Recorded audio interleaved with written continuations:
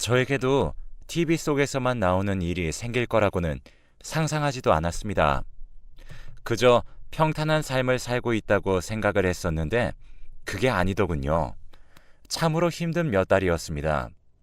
너무나도 순식간에 일어난 일이고 저에게 닥칠 줄은 몰랐던 일이기에 처음에는 믿기지 않기도 하고 받아들이기도 힘들었지만 지금은 운명이라고 생각하고 받아들이고 있습니다. 제 이야기도 사람 사는 이야기 중에 하나겠죠. 오늘은 저의 이야기를 조금 해보려고 합니다. 첫눈에 반했던 남자가 있습니다. 딱 보기에도 너무 훤칠했고 잘생겨서 멀리서도 눈에 띄는 사람이었죠. 우연히 만났던 자리에서 서로를 보고 첫눈에 반했고 그렇게 저희는 만남을 시작했습니다. 첫 데이트의 설렘도 너무 좋았고 그가 하는 모든 것들이 좋았습니다. 핸드폰이 없어 연락이 잘 안 되는 시절이었기에 늘 데리러 오고 집 앞까지 와서 기다리기도 하고 소소한 추억을 쌓고 있었죠. 그렇게 하루하루 지내면서 저희는 어느새 2년이라는 시간을 함께했고 드디어 결혼을 약속하게 되었습니다. 남편은 조그마한 회사에 다니고 있었는데 그 회사에서 어느 정도 자리를 잡아 저에게 결혼하자고 하더군요. 평생 절 먹여 살리겠다고요. 그렇게 저희는 결혼을 하게 되었습니다. 운명처럼 신혼여행에서 첫 아이를 가지게 되었고 우리에게 온 축복이라 생각하면서 정말 열심히 태교하며 신혼을 보내게 되었어요. 그렇게 꿈꾸었던 결혼 생활과 다정한 남편, 그리고 축복 같은 아이, 모든 것들이 완벽했습니다. 남편도 돈도 잘 벌어왔고 시어머니도 저에게 잘해주셨고요. 그때 당시에 저의 친구들은 고부 갈등으로 정말 문제가 많았는데 저에게는 그런 것도 없었죠. 남편도 저희 집에 잘했고 저도 시댁에 잘했습니다. 남들이 흔히 부르는 화목한 가정, 그게 바로 우리 집이었습니다. 우리 가족 아픈 곳 하나 없이 그렇게 육아를 하면서 하루하루를 보냈습니다. 참 어떻게 보면 단조로운 삶이었죠. 제 아이는 남편을 많이 닮았습니다. 하루하루 커가면서 남편을 많이 닮아갔고 저를 닮은 구석이 없어서 조금 섭섭하기도 했죠. 그러다 저는 둘째를 가졌습니다. 둘째는 다행히도 저를 많이 닮은 딸이었고 예뻤습니다. 오빠와 잘 지내기도 하고 서로 싸우기도 하면서 그렇게 커갔죠. 그렇게 우리 집은 완벽한 듯 보였습니다. 그러던 어느 날이었죠. 유치원에 둘째를 업고 첫째를 데리러 가는 길이었어요. 그날까지도 저는 앞으로 닥칠 일들을 전혀 예상하지 못했었습니다. 그렇게 아이를 데리러 갔는데 첫째 아이가 보이지 않았습니다. 선생님께서도 바로 앞에 있었다고 하고 아이는 보이지 않고 정말 한순간에 정신을 잃을 만큼 아득해졌죠. 그렇게 저는 아이를 찾아 돌아다녔고 선생님께서도 찾아 헤맸습니다. 멀지 않은 곳에서 발견이 되었던 저희 아이 옆에는 웬 제 나이 또래의 여자 한 분이 계셨습니다. 제 아이의 손을 잡고 무언가를 이야기하는 느낌이었고 제가 아이의 이름을 부르자마자 그 여자는 놀라서 뒤돌아 뛰면서 사라지더군요. 물론 그때는 아이를 발견했다는 생각에 솔직히 아무 생각이 들지 않더라고요. 그 여자를 쫓을 새도 없이 그렇게 저는 아이를 끌어안고 울었습니다. 왜 여기로 와 있냐? 선생님 말씀을 뭐로 듣는 거냐? 하면서 다그쳤는데 아이가 그 여자 아빠 친구라고 했다고 하더라고요. 저는 혹시라도 납치범일까 걱정이 되었습니다. 그렇게 아이에게 다시는 낯선 사람을 따라가지 말라고 말하면서 확실히 교육했죠. 그때 제 가슴이 너무 철렁해서 아이에게는 정말 수시로 이야기를 한 것 같습니다. 그날 일을 남편에게 이야기했고 남편도 놀란 듯 아이에게 가서 다독거려 주었습니다. 제가 너무 놀라서 다독거리지 못한 걸 남편이 그렇게 해주더라고요. 그날 밤에 아이가 잠든 것을 보고 많이 울었습니다. 혹시라도 제 실수에 너무나도 사랑하는 아이가 사라져버릴까 두려웠었거든요. 그렇게 또 며칠이 지났습니다. 그날이 있고 난 이후로는 또다시 평범한 행복이 저희를 찾아왔고, 그렇게 네 식구 너무나도 행복하게 살고 있었죠. 어느 날 둘째도 커서 어린이집에 가기 시작하고, 점차 저의 시간도 있어지고, 이제 아이들도 커가는구나 하는 여유를 느낄 찰나였습니다. 물론 그날 이후로 그 여자분을 몇 번 보기도 했습니다. 처음에는 놀라서 경계를 했었는데 자꾸 보이는 것을 보니 저와 같은 학부모였을 거라고 생각했습니다. 그리고 무엇보다 저희 아이를 데리고 가지도 않았고 멀리서 지켜보기도 하더라고요.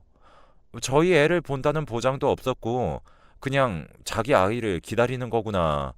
그리고 그때는 무언가 착각을 했구나 하는 생각이었습니다. 그러던 어느 날, 지금도 아직 똑똑하게 기억합니다. 남편이 술을 잔뜩 마시고 들어온 날이었습니다.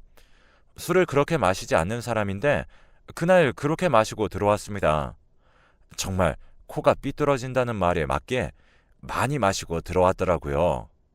연락도 안 되어서 정말 걱정했는데 집을 찾아 들어온 게 용했죠. 그런 남편은 갑자기 저를 붙잡고 미안하다고 합니다. 그때 당시에는 무슨 말인지 몰랐어요. 너무나도 착한 사람이었기에, 너무나도 착실한 가장이었기에 저는 그냥 술주정이라고 생각을 하고 넘어가게 되었습니다. 그리고 며칠 후였죠. 남편이 한 아이를 데리고 왔습니다. 저희 첫째와도 너무나 닮았고 분위기는 무언가 달랐습니다. 처음 딱 보자마자 알겠더라고요. 남편 아들이구나. 순간 무언가 무너져 내리는 기분. 그렇게 아이를 데리고 온 남편은 아무 말도 하지 않고 자신의 아이라고 이야기했습니다. 아이는 며칠 못 먹은 듯 그렇게 말라 있었습니다. 또래 아이들보다 키도 작았어요. 옷도 더럽고 얼굴도 며칠 씻지 않은 듯 그렇게 더러웠습니다.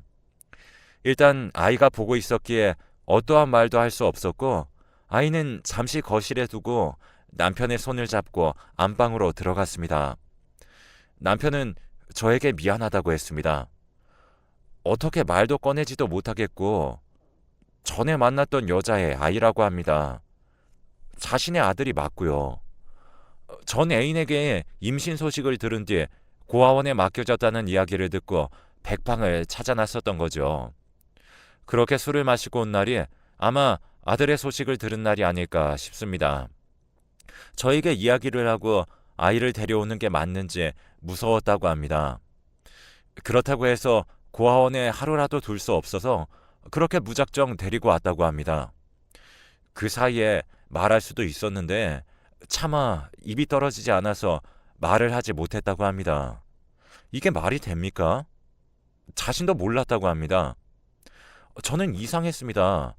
저 아이 나이가 어떻게 되냐고 물어보니 저희 아이와 동갑이었죠. 더 이상했습니다. 2년을 저를 만나놓고 어떻게 또래 아이가 나올 수 있었던 건지 그렇게 물어보니 전 여자친구가 집착이 아주 심했다고 합니다. 자신의 집 앞에 찾아오는 일도 많았고 깨끗하게 정리를 했는데 그게 안 되었던 모양이죠. 하지만 저를 놓칠 수 없었기에 제가 모르는 선에서 최대한 빨리 정리를 하고 싶었다고 합니다. 하지만 그 여자의 괴롭힘은 계속되었죠. 경찰서에 간 적이 있을 정도로 그 여자의 집착은 어마무시했다고 합니다. 열쇠를 따서 집에 들어오기도 하고 회사에 찾아와서 소리 지르기도 하고 그렇게 일주일에 한 번이나 두세 번 찾아왔던 것이죠. 저랑 결혼한다고까지 이야기를 했는데 그 여자는 안 되겠다며 울고 불고 죽겠다고 하고 정말 여러 가지 협박들이 계속되고 남편은 저랑 결혼을 하면 이 상황을 벗어날 수 있을 거라고 생각을 했죠. 그때 남편에게 그 여자가 제안을 한 거죠. 딱 하루만 같이 있어주면 더 이상의 집착은 하지 않겠다. 놓아주겠다. 선언을 하게 되었던 것입니다. 남편은 딱 하루만으로 이 여자에게 벗어날 수 있다면 괜찮다는 생각이 들었다고 합니다. 그래서 딱 하루만이라는 생각으로 그 여자와 시간을 함께 보냈다고 해요. 그때 임신을 했던 것이죠. 그 여자에게 며칠 전에 연락이 왔다고 합니다. 울면서 말이죠. 자신이 잘못했다고 하며 아이는 데리고 가라고 말입니다. 아이를 막상 낳았는데 키울 능력이 되지 않아서 결국 고아원으로 보냈고, 그녀는 지금 정말 하루 밥 한 끼 먹는 게 힘들 정도로 어렵게 살고 있다고 말입니다. 그래서 고아원에 있는 아이를 자기가 데리고 왔다고 합니다. 참 보니 어떻게 말을 할 수도 없고 정말 어떻게 해야 할지 모르겠더라고요. 남편은 울면서 미안하다고 하는데 저는 거실에 있는 아이 생각밖에 안 났습니다. 남편도 괘씸하고 그때 당시에 너무 큰 충격으로 잠시 휘청거리기도 했습니다. 일단 아이는 집에 들였어요. 어떻게 할 수가 없어서요. 그리고 아이도 보니까 안타깝더라고요. 처음에 들어올 때 몰골이 말이 아니라서 그런지 아이가 무슨 죄가 있나 하는 생각이 들기도 하고 그동안 얼마나 힘들었을까 하는 생각도 들었습니다. 물론 밉기도 했습니다. 하지만 아이가 무슨 죄가 있나요? 지금 나가게 되면 아무 데도 갈 수가 없을 테고, 그렇다고 제가 덥석 나가버린다고 하면 저희 아이들은 어떻게 하고요? 그렇게 그 아이를 씻기고 밥을 먹였습니다. 너무 잘 먹더라고요. 제대로 밥을 먹어본 적이 없는지 그렇게 열심히 먹더라고요. 체할까봐 물도 떠줬는데 식탁 위에 밥이 없어질 수도 있다는 생각이 있어서 그런지 저의 눈치를 보면서 꿋꿋하게 밥을 먹었습니다. 제가 앞에 있다가는 아이가 눈치를 너무 보는 것 같아서 잠시 자리를 비켜줬죠. 아이가 다 먹는 소리가 나서 갔는데 혹시나 싶어 더 줄까 하니 격하게 끄덕이는 고개, 말없이 그렇게 앉은 자리에서 두 그릇을 먹었습니다. 참 보고 있자니 남편이 미웠습니다. 아이도 밉고 남편도 미웠죠. 그런데 어딘지 모르게 안타깝고 내칠 수가 없는 상황이었습니다. 그렇게 며칠이 흘렀습니다. 아이를 깔끔하게 식여놓으니 남편을 더욱더 닮았고 무언가 저도 무슨 마음이었는지 모르겠지만 애틋했습니다. 그동안 이 조그마한 아이가 얼마나 힘들었을까 싶기도 하고 저도 자식 키우는 입장에서 그 아이를 차마 돌려보낼 수가 없더라고요. 물론 그 아이를 보면 나오는 한숨은 어쩔 수 없었기에 그 아이를 보게 되면 자동적으로 한숨은 쉬어지더라고요. 저의 한숨에 많이 주눅 들어 있는 모습을 보고 자신이 언제 쫓겨날지 모르는 존재라는 것은 알았던 모양입니다. 그렇게 아이가 눈치를 보더라고요. 물론 수많은 고민은 있었지만 그 후 그 여자를 만나지 않았다는 믿음으로 그렇게 남편을 용서했습니다. 그리고 그 아이도 제가 키우기로 했죠. 남편도 보낼 생각이 없어 보였고 그렇게 슬픈 눈으로 저에게 미안하다고 몇 번이나 말을 하더라고요.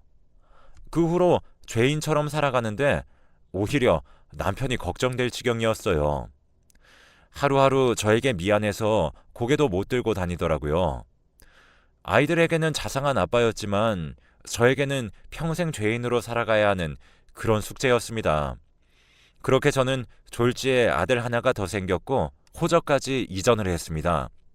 그렇게 저의 아이가 되었고 저는 나름 제 아이와 그 아이를 차별 없이 키우려고 노력했습니다. 근데 참 이상하게도 하루하루 지나갈수록 그 아이에게 마음이 많이 가더라고요. 먹는 것도 저랑 비슷하고 심지어 제가 가지고 있었던 알레르기도 똑같이 가지고 있었죠. 고아원에서 데리고 온 아이라 더욱더 마음이 가는 것 같았고 무언가 좀 애틋했습니다. 그러다 보니 자연스럽게 아이들에게 공평하게 하게 되고 잘하게 되더라고요. 한 1년 정도는 힘들었지만 그래도 하늘에서 지어준 인연이다 하는 생각으로 그렇게 하루하루 살았습니다. 그 아이와도 정도 들고 웃는 날들도 많아졌습니다. 그동안 어떻게 그렇게 눈치를 받지 싶을 정도로 아이가 밝게 변하더라고요. 물론 이걸로 저의 시련은 끝났다고 생각을 했었습니다. 그러던 어느 날 저에게로 편지가 왔습니다. 긴 장문의 편지였습니다. 바로 그 남편의 전 애인이었습니다. 저는 그 여자 이름도 몰랐기에 처음에는 편지를 받고도 몰랐었습니다. 하지만 내용을 보니 그 여자가 보낸 것이라는 것을 알 수 있겠더라고요. 그 편지의 내용은 충격적이었습니다.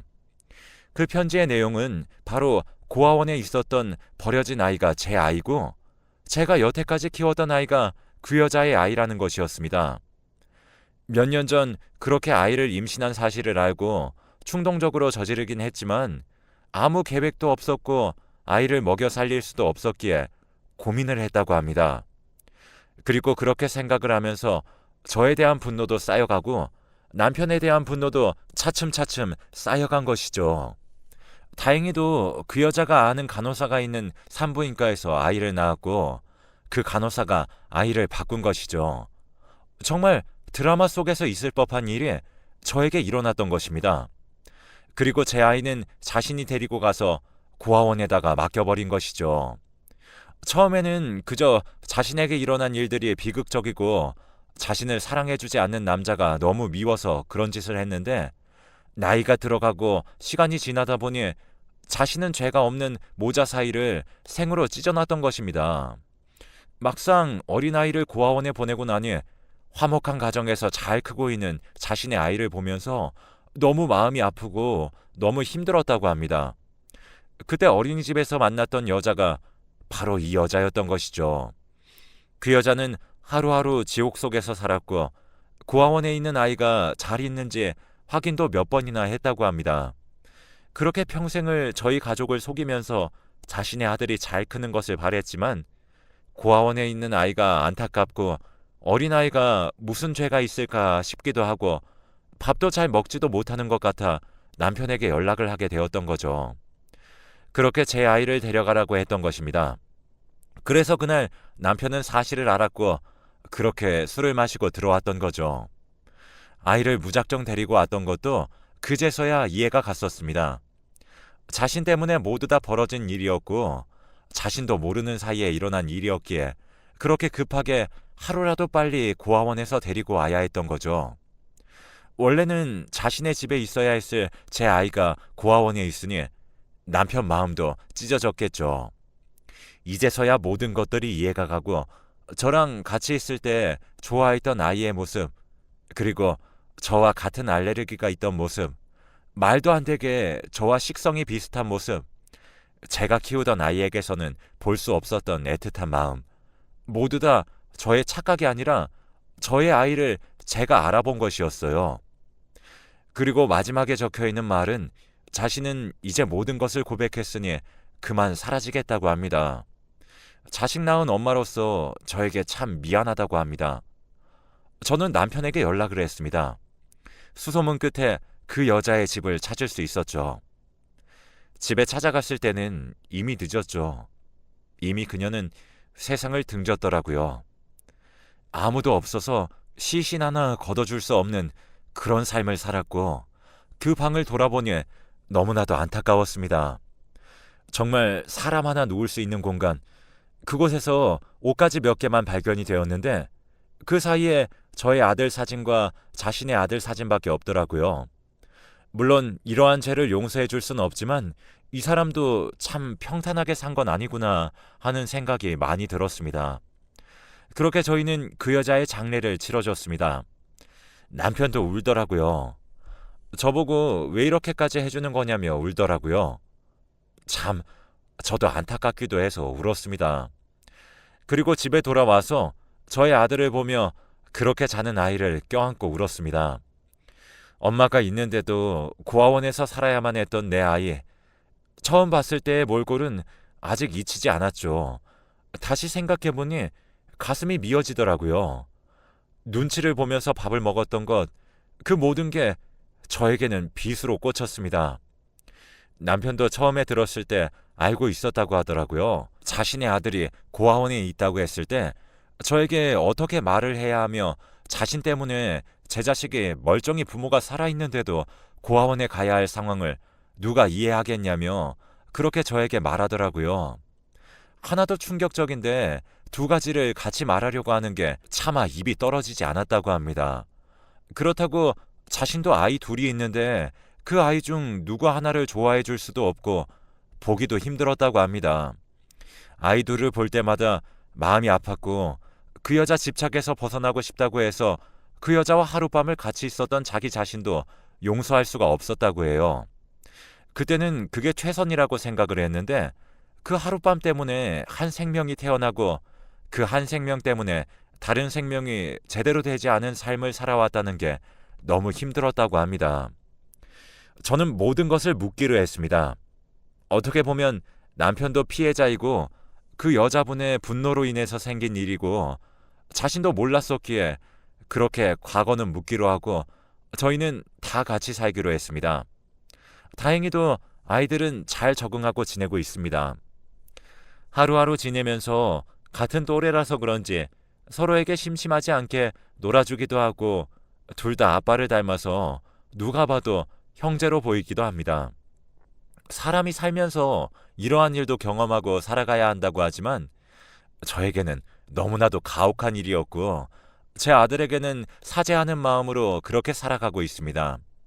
물론 저의 잘못은 아니긴 하지만 부모는 자식 앞에서 죄인이 된다는 게 참 맞는 말이더라고요. 하루하루 지내면서 잘하려고 노력을 하고 그리고 그 여자의 아이에게도 잘하려고 노력하는 중입니다. 남편도 저에게 늘 죄인처럼 굴지만 그것도 그만하라고 했습니다. 가정적으로 예전처럼 잘해달라고 하면서 예전처럼 잘 지내보자고 했죠. 그리고 저희에게는 아들 하나가 더 생겼다는 걸 축복으로 여기자 했죠. 물론 한순간에 그런 결론이 난 건 아니고 저도 1년 정도 고민했습니다. 이미 벌어진 일 어떻게 하겠어요? 제가 다 감당하기로 했어요. 인생은 이렇게 언제 일어날지 모르는 시련으로 가득한 것 같습니다. 그나마 늦지 않고 어릴 때 돌아온 저의 아이에게 감사하며 저는 이 아이들을 잘 키워보려고 노력하고 지내려고 합니다. 어디에다 말을 할 수가 없어서 이렇게 글로 적어보는데 이제야 저도 속이 좀 트이는 것 같네요. 그동안 아무에게도 말 못해서 정말 답답했었거든요. 긴 글 읽어주셔서 감사하고 늘 가정에 행복이 가득하시길 바라겠습니다.